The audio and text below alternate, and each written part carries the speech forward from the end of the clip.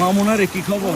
মামুন এটা একটা সদরে, ফেনী সদরে, মানে এগুলো আসলে দেখাচ্ছি না ভিউ বিষয় এটা না, এটা আর বুঝার বাকি থাকে না এটা কি পরিমাণ পরিকল্পিত। মহিপাল থেকে আপনি একটু ভিতরে ঢুকতেছেন, আপনি বন্যায় ডুবে যাচ্ছেন, এই পাশের মানুষগুলো অবস্থা দেখেন। এটা আমি একটা টাউনে আছি,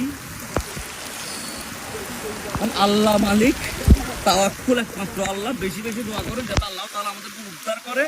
ফেনীর অবস্থা খুবই ভয়াবহ। সদতপুর এবং সবচেয়ে বেশি যারা আসতেছে ওরা কোন জায়গায় যাচ্ছে? ফুলগাজী,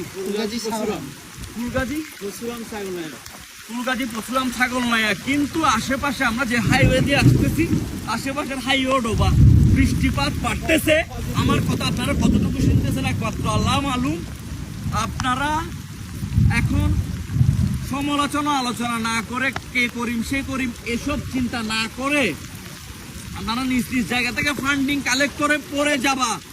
এখানে ফান্ডিং কালেক্ট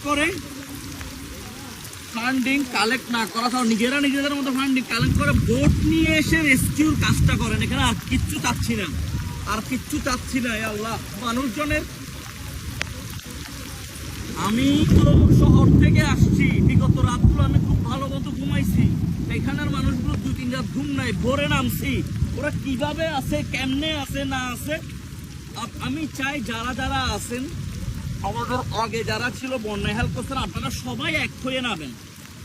এখানে বিভেদ করিয়েন না, ঝামেলা লাগাইয়েন না, বিকাশ টিকাশ এসব নাম দিয়ে কিচ্ছু করিয়েন না। যেমন আমাদের টিম গঠন করছি আমরা চট্টগ্রাম থেকে, আমাদের মেয়েরা সব মিলাই। এই বিষয় নিয়ে পরে বলতেছি। আপনারা বিষয়গুলো বুঝেন, বুঝে আমল করেন, বেশি বেশি দোয়া করেন।